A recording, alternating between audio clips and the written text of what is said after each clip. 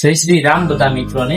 આ વિડીયોમાં આપણે ભગવાન નરસિંહ પેન્ટિંગ બનાવ્યું હતું અને એની સ્ટોરી પણ જણાવી હતી કે શા માટે હનુમાનજીએ ભગવાન નરસિંહનું રૂપ ધારણ કર્યું હતું. તો આજના વિડીયોમાં આપણે ભગવાન હયગ્રીવનું પેન્ટિંગ બનાવવાનું છે.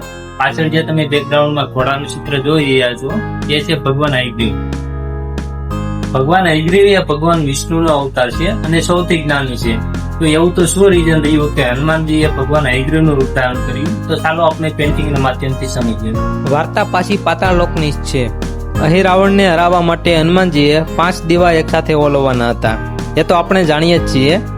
નરસિંહ રૂપે તેમણે દક્ષિણ દિશાનો દીવો ઓલવ્યો હતો, પણ જે 5મો દીવો હતો એ આજુબાજુની દિશામાં નહીં પણ ઉપર આકાશ તરફ હતો, એટલે કે ઉધ્વ દિશામાં રાખેલો હતો. આ આકાશની દિશાનો દીવો ઓલવવા માટે અને ઉપરથી આવતી નકારાત્મક શક્તિઓને રોકવા માટે હનુમાનજીએ પોતાના 5મા મુખ તરીકે આ દિવ્ય હયગ્રીવ રૂપ ધારણ કર્યું હતું. હવે એ પણ જાણી લઈએ કે ભગવાન હયગ્રીવ અસલમાં કોણ છે.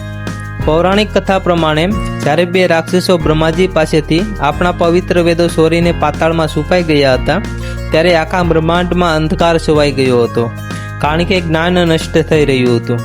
ત્યારે ભગવાન વિષ્ણુએ આ હયગ્રીવ અવતાર લીધો હતો, જેમનું શરીર માણસનું હતું અને મુખ ઘોડાનું હતું. ભગવાને એ રાક્ષસોનો વધ કર્યો હતો અને વેદો પાછા લાવીને આખા સંસારને જ્ઞાન આપ્યું હતું. એટલા માટે જ હયગ્રીવ ભગવાનને બુદ્ધિ અને જ્ઞાનના દેવ માનવામાં આવે છે. હનુમાનજી પોતે તો જ્ઞાનના સાગર છે જ, પણ જ્યારે તેઓ આ હયગ્રીવ રૂપ ધારણ કરે છે ને, ત્યારે એ શક્તિ અદ્ભુત બની જાય છે. એવું માનવામાં આવે છે કે જે બાળકો ભણવામાં નબળા હોય અથવા જેમનું મન એક જગ્યાએ ટકતું ન હોય, તેમણે પંચમુખી હનુમાનજીના આ અશ્વમુખનું ધ્યાન ધરવું જોઈએ. આ રૂપ આપણને સદબુદ્ધિ અને સાચો રસ્તો બતાવે છે.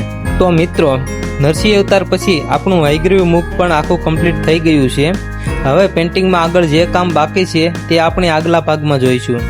તમને આ માહિતી અને મારી આર્ટવર્ક કેવી લાગી કમેન્ટમાં જરૂર જણાવજો. જો વિડીયો ગમ્યો હોય તો લાઈક શેર કરજો અને કમેન્ટમાં જય શ્રી રામ લખવાનું ભૂલતા નહીં. મળીએ આગલા વિડીયોમાં. ત્યાં સુધી બાય બાય.